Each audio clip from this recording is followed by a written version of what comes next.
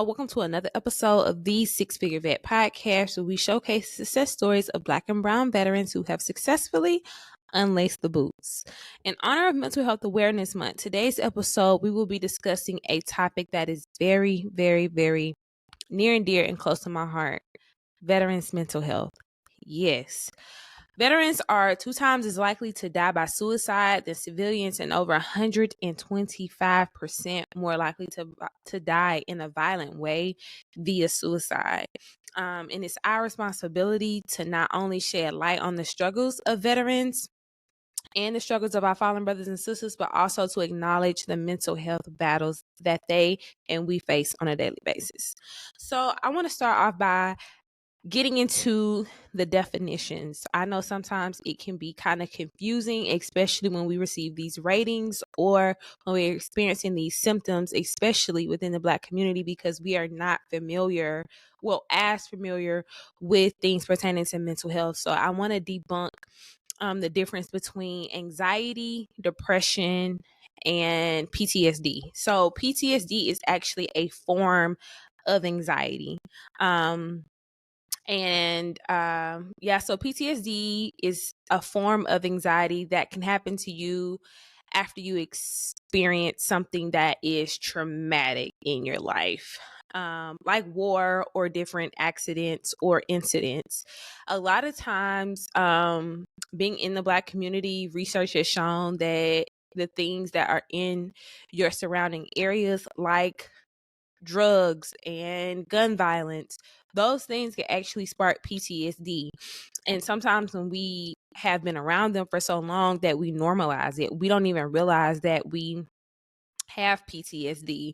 Why you want to sit by the nearest exit. When you go out somewhere in large crowds, you start feeling like, okay, I need to make sure that I know how to get out of here. I need to make sure that I'm in X, Y, and Z areas just in case something pops off. Those are signs of PTSD.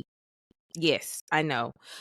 I didn't realize that you could have PTSD, and I don't think a lot of people realize that you can have PTSD without going to war, but yes, you can. You can definitely experience signs of PTSD and symptoms of PTSD without actually seeing a war field. And sometimes our environments could reflect what actually happens in wars, which is insane. Depression, on the other hand, is an illness. And you need medical treatment. And there's 2 types of medical treatment that you can get as it relates to depression. And let me back up. Okay, so depression is an illness, a medical diagnosis that affects how you feel, the way you think, and the way you act. So with being depressed, I think it is very, very important, especially for Black people and brown people, African Americans, Latinas, to know the signs of depression. It's not always being extremely sad. Sometimes it could be irritability. Sometimes it could be you excessively sleeping. Like, if you're not working or doing something productive, you want to just go to sleep. There's something called productive depression or functioning depression, where you can literally still have a normal life and be severely depressed. That's why you see these influencers, or even if you know somebody that was like, man, they seem like wasn't nothing wrong, and then they end up, unfortunately committing suicide or completing suicide, and you just kind of confused as to what happened. That's what functioning depression looks like. Depression doesn't always look like the way that it has been expressed to us to look like, which is like severe sadness and just, loathing. Sometimes it could be being super lethargic, or you might feel like, oh, I'm just lazy, I can't complete tasks, oh, I'm this, and you might be being hard on yourself when you literally have an illness, right? An illness. And something else that I think is worth mentioning: when you are experiencing anything dealing with mental health, I feel like a lot of people within our community don't take it seriously because you can't see it. Right? You can't see depression. You can't see anxiety. You can't see PTSD. So it's like, those that don't suffer with it or that have not been diagnosed with it and think that their symptoms are normal might try to downplay what you're experiencing. Or, within the Black community, we rely heavily on religion. God is my Lord and Savior, so church people don't eat me up. But we tend to rely heavily on religion, especially when it comes to things that we're dealing with emotionally. And prayer and fasting and seeking God definitely are amazing coping mechanisms. But if you had cancer, if you had, any type of illness in your body, a cut on your arm, a broken bone, you going to the doctor. You not waiting around. You like, okay, I need to be seen by a professional. That's how we need to start looking at mental health within the Black community, because although we cannot see the scars, they're there and they need to be treated. And it's okay to say, you know what, I got some things going on internally. I got some things that I'm just, that's just not sitting right with me mentally, that I need to talk to somebody about. Now, the two forms of treatment that you can get, like I just discussed, is counseling, therapy sessions, group sessions. That would be the second part. And then the first part would be medication. A lot of times you really don't need the medication, or okay, let me not say you don't need the medication because I don't want to trigger anybody. A lot of things that we deal with could be worked through if you have a licensed clinician, therapist, or counselor. Okay. Sometimes you might not always need medication. Sometimes you might not have to stay on medication or forever. If you see a licensed therapist, if you see somebody or a counselor and start talking about the things that are bothering you.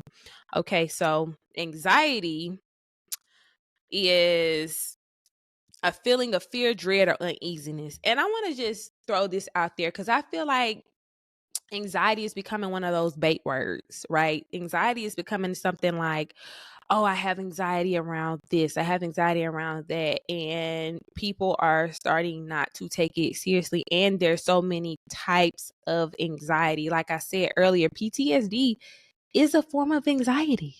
Okay. You have death anxiety. You have anxiety, parent anxiety. There's so many different types of anxieties. And I also want to mention that all anxiety is not bad. Our bodies are made to keep us safe, right? That's the animalistic characteristics that we all have. Your body is designed to keep you safe and alive. So self-preservation is always going to be number one. Self-preservation is always going to be number one. Now, right? Now, when you add anxiety into that mix, that's kind of where that self-preservation comes about is, hold on,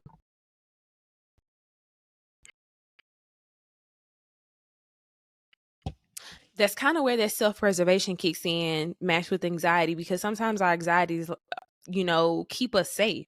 However, when you're dealing with an anxiety and it starts to control the way that you operate in life, the way you show up in relationships, the way you show up for yourself, it's enabling you from work, it's enabling you from building relationships, then that's when it becomes a problem. So having a healthy relationship with anxiety is something that I definitely feel like we should talk about. Anxiety of getting out the military. There's so much anxiety when you're getting out the military. As a veterans transition coach and somebody that has successfully transitioned into the civilian world, let me just tell y'all, and I'm gonna keep it a being a buck with you, you're gonna have anxiety when you get out. Like, the transitioning phase is full of anxious feelings. You have been in the military for at minimum 4 years. At minimum 4 years. I think it's 5 now. When I joined, because I'm an old head. But when I joined, it was you had to be in for at least 4 years. So you have a lot of times you're coming in straight out of high school. So you have been getting a steady paycheck. They have provided shelter for you, food for you, stability for you. And now you, especially if you aren't, you aren't retiring, you're voluntarily saying, okay, it's time for me to leave. That's anxiety. Figuring out where you're going to live, figure out what you're going to do for money, medical. Don't have a family, right? Or a support system. Then that's even more anxiety, because that's kind of what the military has provided you for the last umpteenth years.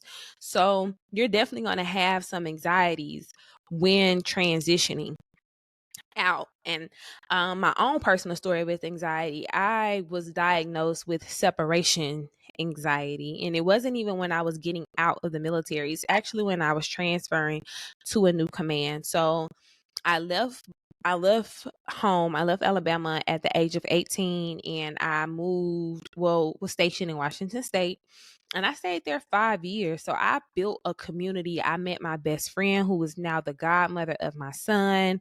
I was in a 4-year relationship there. I had civilian friends. I had a second job. I had a dope apartment. Like, my life was in Washington State. And now my job was telling me, you got to leave everything that you know in your adult life.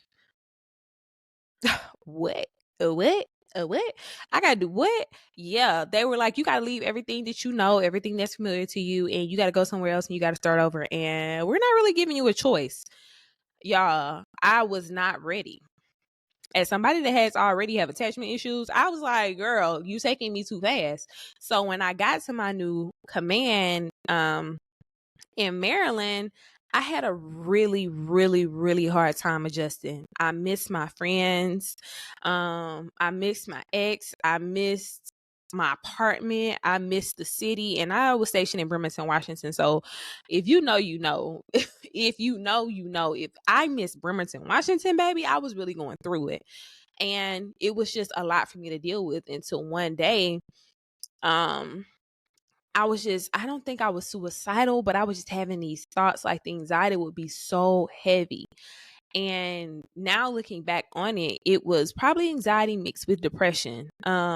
Because when I got there like a month early, so I'm sitting up in this apartment. I didn't know nobody. I hadn't really been introduced to the people I work with yet. So I'm just in this place all by myself for a whole month. My best friend, she was in Virginia, but I lived like over an hour away from her. So it wasn't conventional for me to just get up and go see her all the time. And she was in the military too, and she was a single mom. So her time was like, she didn't really have a lot of time. And I was just sitting in this apartment drinking day in and day out because I was on transfer leave. And then when I finally did get to my command, you got to get settled in. And it was just a lot for me. And like I said, I don't believe that I was suicidal, but I had never felt something like that before. I had never felt like all my motivation was gone. It was like no matter how hard I tried to be productive, I couldn't. Like, I was just stuck. So I just started thinking like, man, I wish this feeling would go away. Like, I would take anything over this. And I had never felt that before. I had never had that thought before, and it scared me. So I was like, baby, we got to go to medical. We got to go to medical, and yeah, we need to go talk to somebody. So I went to medical, and I told them what was happening. Like, hey, this is the situation. This is how I'm feeling. These are some of the thoughts I was having. And immediately they transferred me over to behavioral health. So I'm just like, oh my gosh, these people got me in a crazy house. So I wasn't on a hold or anything, but I did get signed up they ended up sending me to a Fleet and Family, and I had an amazing therapist. And she was like, yeah, you have separation anxiety. You just transferred from a new command. This is completely normal. And I'm like, other people feel like this? She was like, yes, girl. Like, this is normal. And not in a way where she invalidated my feelings or what I was going through, but she definitely let me know that I wasn't going crazy and that what I was experiencing was normal and that it was possible for me to overcome it. And it was just life changing. And at that moment, I was like, okay, I really want to give therapy a shot. Like, I really, really want to give therapy a shot because at that point it was mandated because of some of the things I had shared with the therapist about the things that I was thinking. But after my mandatory sessions, I asked could I keep seeing her because I had never seen progress the way I had seen it after being in 3 months worth of sessions. Well, it was 4 months worth of sessions every week. So for 4 months, so like 16, I had 16 sessions. So 16 weeks straight. I was just talking to this lady. I was talking to the lady, y'all. Yeah. Yeah. I was going to see the lady. And that lady helped me. So definitely know that there are different types of anxieties, but know when you are feeling just like out of body, not knowing what to do, not knowing how to operate, or not being able to operate at your fullest potential and not being able to shake out of that, it's probably time to talk to somebody.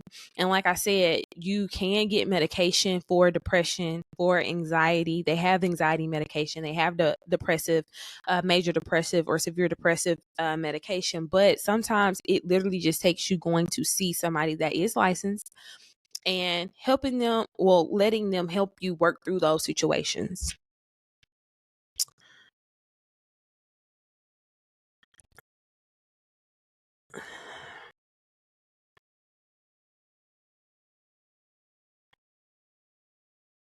Okay, y'all. So I want to open up Pandora's box a little bit. So I don't think that it's a secret of the disparities that African American and I don't think it's a secret of the disparities faced by Black and brown people in this country. I just don't think it's a secret at this point, baby. The cat is out the bag, okay? And these disparities could be economical, social, even geographical disparities, like I talked about, like your surroundings and where you grew up at.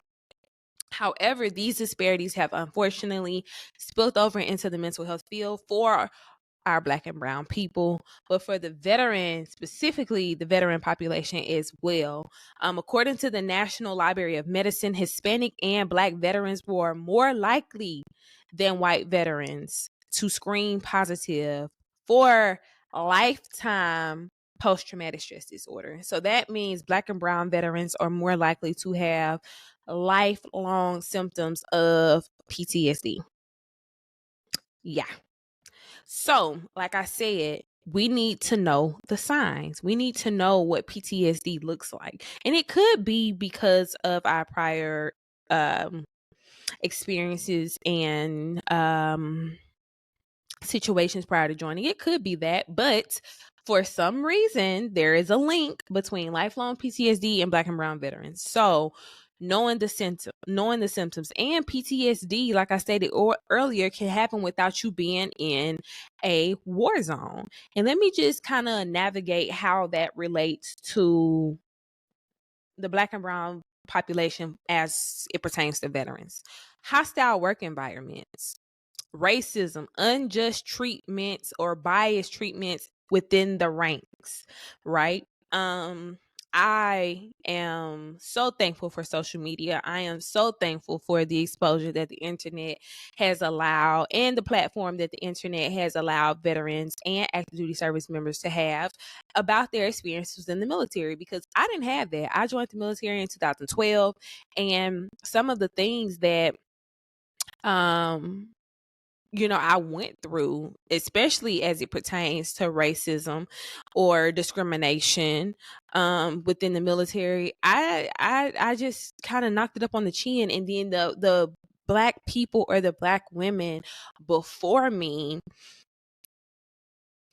and I hate to say it like this, it was just kind of like, yo, it's just something we kind of got to deal with, right? They were kind of like, yo, you got to play the game. I heard that so many times during my time of active duty.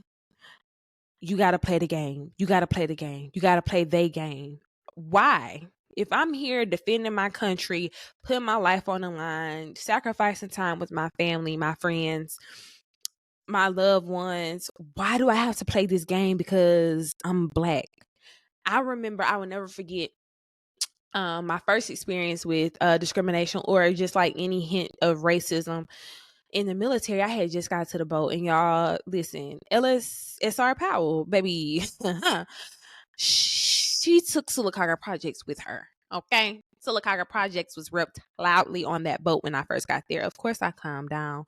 But when I first got there, I was still 18, wild and ghetto. So there was an white first class that was also a LS. She was a LS1, and she didn't know that I was like in the vicinity of where she was located. And she said something like, "Yeah, y'all know that ghetto black girl." That's how she described me. Not the new seaman recruit, not and I was the only female in kind of like my division, like the part of my division called S8 main one. So she didn't say, "Oh, the girl that works, the new girl that works down there." She could have described me in so many other ways, but the new ghetto black girl, that's how she decided to describe me. And y'all, I went off. I went off. I mean, I went completely off. And so for E1 to go off on an E6, that's kind of like, girl, is you trying to get kicked out? Yeah, it was kind of like that. But I stood up for myself and I was like, no, listen, that ain't how you describe me. My name, if you want to know my name is on my rack. There's people in here that know me. You know who I work for, you know where I work. So you need to put another label on that. And I was pulled aside by another black female that lives within our birthing. And for those that are listening that don't know what a birthing is, it's just this, it's a place on a ship where they basically group you by your department. So like all of supply lived in a birthing, and there's like 3 bunk beds stacked on top of each other, facing each other. So in one cubicle it's like 6 girls, 5 or 6 girls in one cubicle. And I had another black female put me aside and was like, "Yo, you can't be doing that. Like, I understand that she pissed you off, but you can't be like going off like that." And I'm like, that heifer was the one in the wrong. Who is you checking?" And she was like, "Girl, listen, that was the first time I heard it." She was like, "You got to play the game. You got to play the game." And that for me created a traumatic experience. It created a traumatic experience for me within the ranks. I wasn't new to racial discrimination because I'm a black woman from the South, baby, Alabama to be specific. So I was not new to discriminatory actions or racism or anything like that. It wasn't new for me, but I expected more within the ranks. Like, I did not expect to deal with that within the military, but it's a real thing. Also, PTSD from military sexual trauma. That's a real thing. I had shout out to Dr. Deandra Poe. Okay, period. She is a Army officer veteran that unfortunately did experience MST, and there you can get PTSD from being sexually assaulted, especially within the ranks, because these people hold your career in their hands, in the hands, and you have to, and sometimes you can get blacklisted. I had a Hispanic chief, master chief, senior chief. He was an E8 when I was working for him, but he told me straight up, "Why you always helping black people? Why you always got something?" And he just like, he made, when he got to the command, and I won't say his name, but when he got there, I experienced so much discrimination. I experienced so much like a hostile work environment. I tried to report him. I tried to take it up the chain of command. I was blackballed. I was sent out. I was one of the top LSs on the boat at the time, and I was sent to work TAD.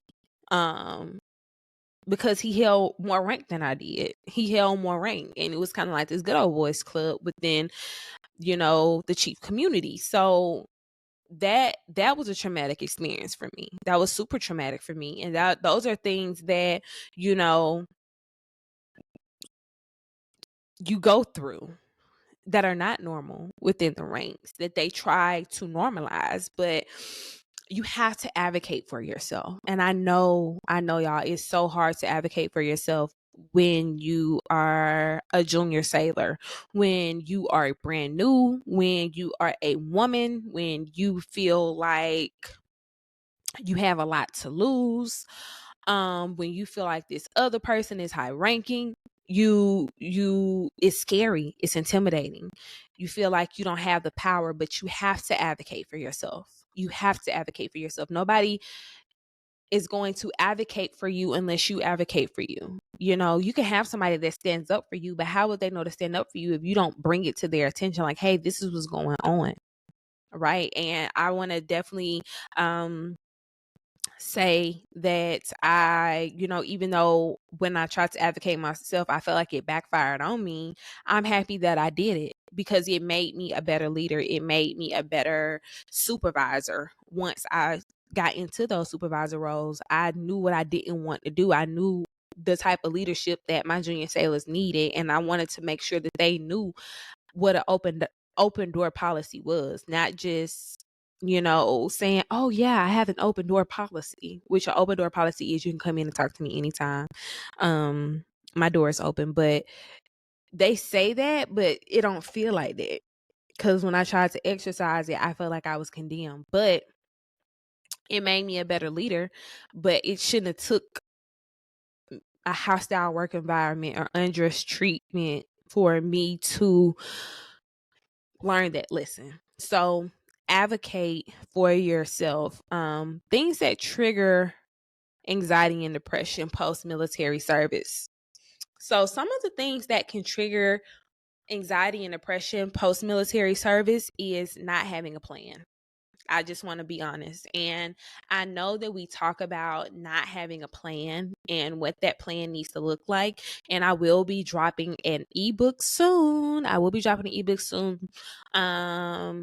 Vet to Success, kind of helping veterans navigate how to create their successful plans. But having a plan, once you realize that the military is not for you, or that you are nearing the time that you feel like it's time for you to transition out, I don't care if it's 2 years in advance. I don't care if it's the first day you got on the boat. I don't care if it's 6 months before your out date and you just had a change of heart. In that moment, that's when you need to start creating your plan. You need to start asking yourself those hard questions. Although those are the things that could trigger your anxiety, right? When you get out of the military and you don't have a plan, you're kind of just left wandering.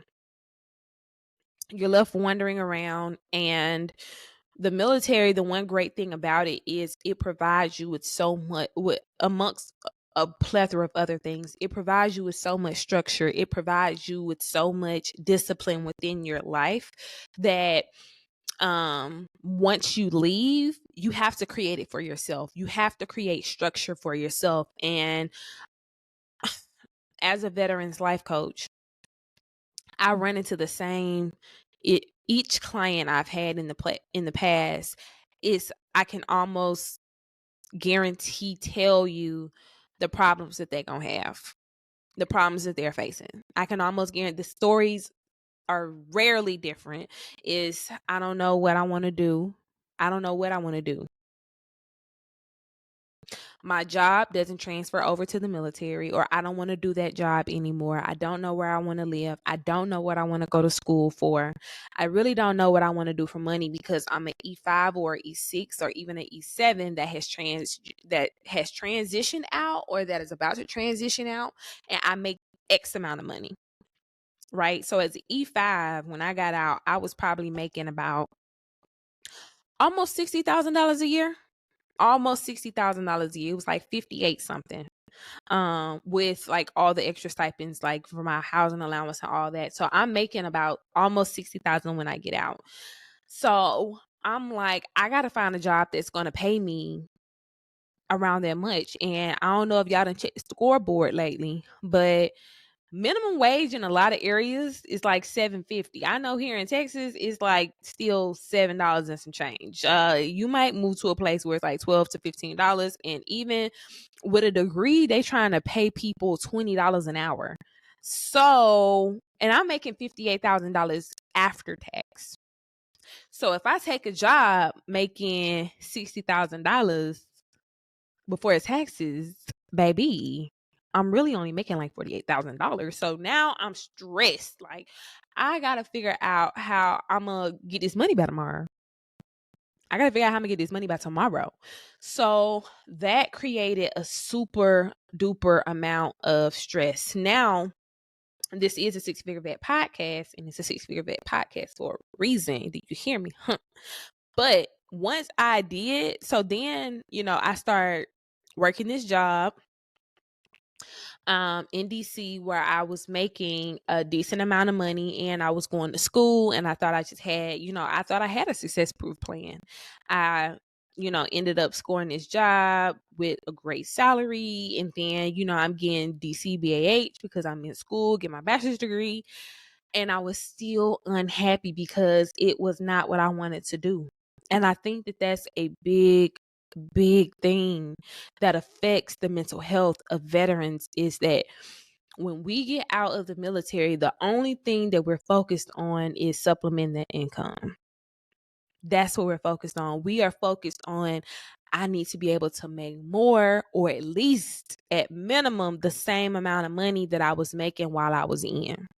And that's the only thing we focus on. But the money, I don't know how many times I'm going to say this, but y'all, the money gonna come.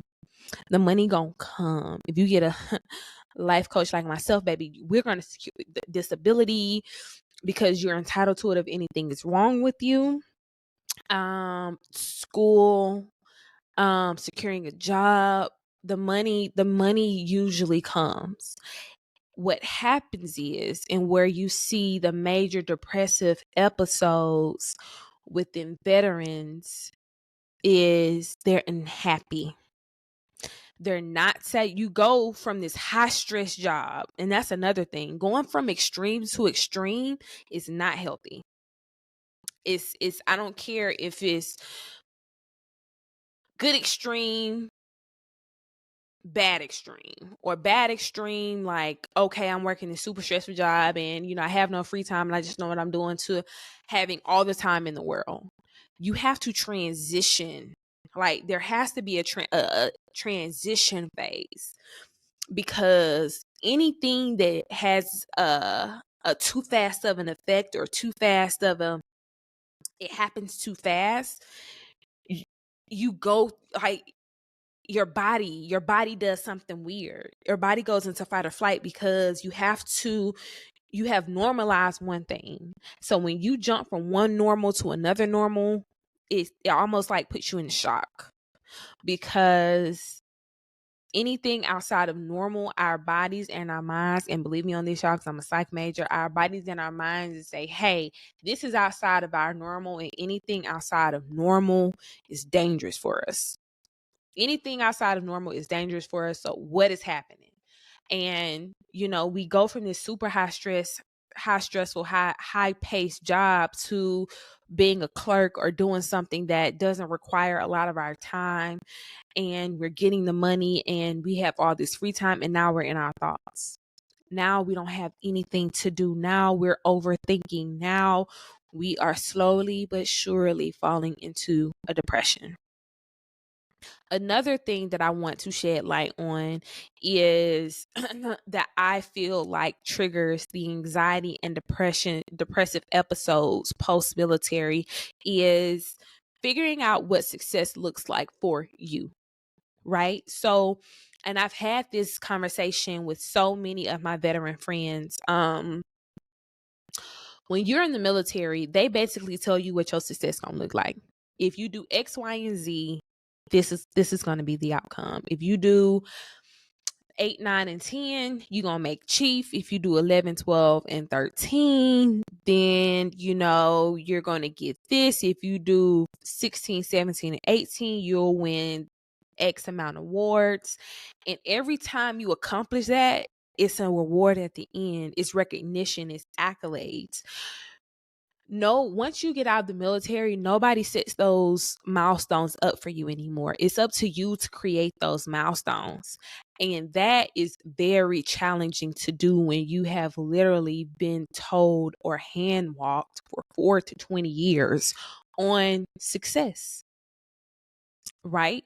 That's why, it is imperative for you to define your goals, for you to define the things that you want to see happen and do in your life prior to getting out, or at least have an idea, right? I honestly think now the relationship that I have with goal setting and dreaming, that is the hard part. Is granting yourself the permission to have a dream, to have a goal, right? And then creating it. You can Google the steps to accomplish what you want to be. If you want to be a content creator, baby, they got a coach, a guru for everything out here. If you want to, be a successful real estate agent, you want to be a project manager, you want to be an engineer, you want to be a politician, you want to be an advocate. They have steps. You can YouTube the steps to do that. But can't nobody tell you or guide you on what it is that you want to do. That's something that you have to figure out for yourself. So I don't honestly think that the steps in how to achieve these goals is the hard part. That's not the hard part. I mean, yeah, putting the work in, it's not the best, but that's how to do that. The how to is not the hard part. It's creating the goal. It's creating the goal in itself, because you have to first give yourself the permission to say, hey, I can actually do this, and this is what I want to do. Then is figuring out, okay, what makes me feel good? What is going to make me feel accomplished?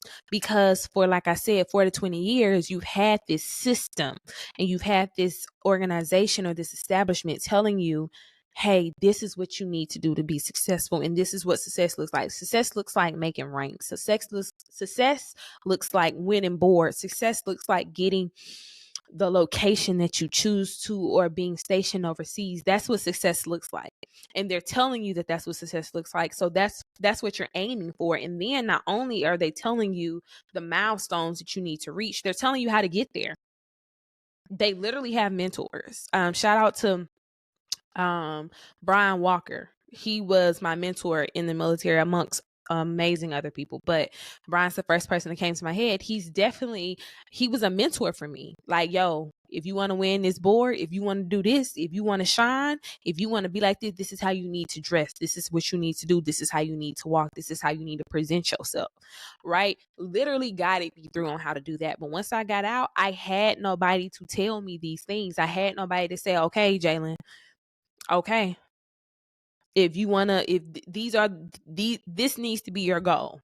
This needs to be your goal. I had to create that for myself. And that was probably the most challenging thing for me, because I thought that getting out would, that the goal would just be, okay, I need to stay in the same career field.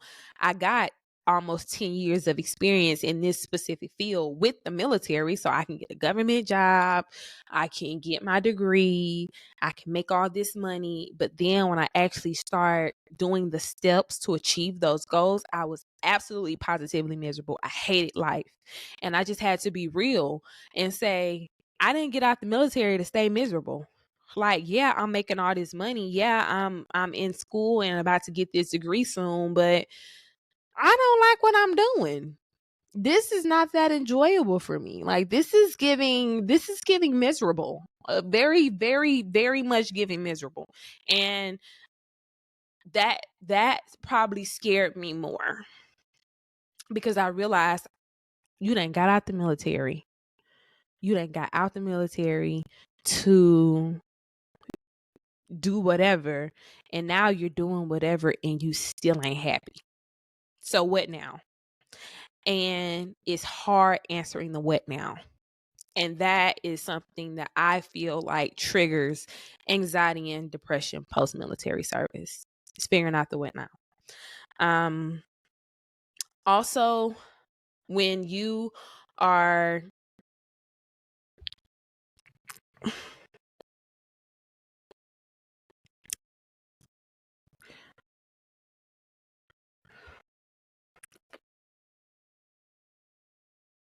okay, so we done talked a lot about anxiety, depression, knowing what to look for, how it happens, triggers, all of that, right?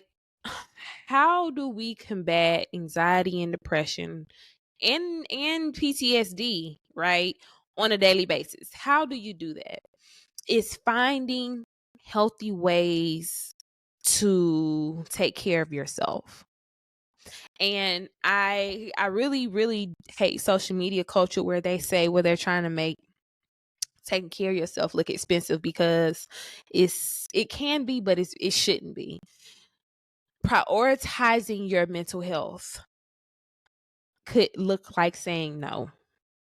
Prioritizing your mental health could look like saying not right now. Prioritizing your mental health could be doing absolutely nothing for a day.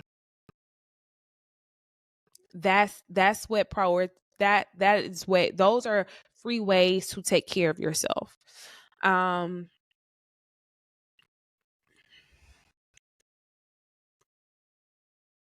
Finding healthy ways to let off steam.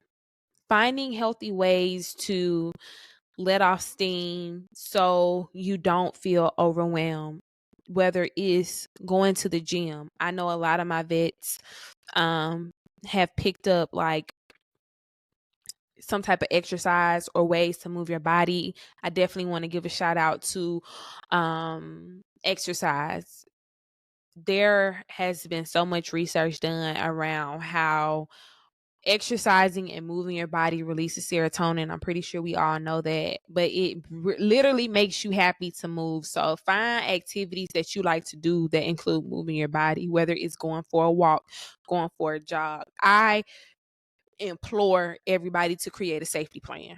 A safety plan is something that you have or that you do that when you do start feeling these feelings of anxiety, PTSD, or depression, you can pull out this safety plan and utilize the things on this list. Now, usually safety plans are put in place for those that have suicidal ideation or past suicidal attempts. However, I think that everyone should have a safety plan. And like I said, safety plans are to be utilized anytime things are starting to feel too heavy. Things that could be on your safety plan is listening to your favorite podcast, having a playlist that makes you feel good. I have a happy playlist. I have a My God, My Way playlist that I can share at the bottom of this video. Like I said, working out, journaling, taking a day off. Mental health days are real things where you do absolutely nothing related to what stresses you out, whether that be work, whether that be, sometimes we can't get away from our stressors, aka our kids or our spouses. If you know, you know. My son is definitely one of my major stressors because he's ghetto, but finding ways to take breaks from the things that stress you out. Those are great ways to take care of yourself. Of course, going on vacations, getting your nails done, da da da da. But those things cost money. I want to give you cost-effective ways to take care of yourself. Reading a book, okay? Stretching in the morning time, meditating. Meditating is amazing. A lot of people think it's hard, but practice makes perfect. Your day one is going to look a lot different than your day 100. So practicing ways to take care of yourself is super duper important. And lastly, I want to leave you guys with this last piece of advice. Know your own limits. When you are feeling like you are becoming overwhelmed, know when it's time to stop. Know when it's time to say no. Know when it's time to walk away from whatever it is that's making you stressed out. And even if it's only temporary, because like I said, some of our stressors are things that we cannot live without, like our job, like our children, like our spouses, like our parents, like loved ones. You just can't say, okay, you're too stressful and I'm just done with you. You can't do that. But know when it's time to pull away. And there is resources out there for veterans that are experiencing mental health crisis, suicidal ideations, or homicidal ideations. And that number is 988. I repeat, that number is 988. You've probably heard me say it at the end of every single video that I've created, but that number is 988. If you are a veteran, an active duty service member, or a family member of an active duty service member or veteran, you can reach out to 988, and there are trained crisis responders there to help you and support you through whatever it is you're going through. Okay. Please, please, please like, comment, subscribe, share this video. I think this is probably one of the most important videos I've ever created or posted to this platform. At the Six Figure Vet on all platforms: Facebook, Instagram, TikTok, YouTube. Thank you so much. And this has been another amazing episode of the Six Figure Vet podcast. The Six Figure Vet is out.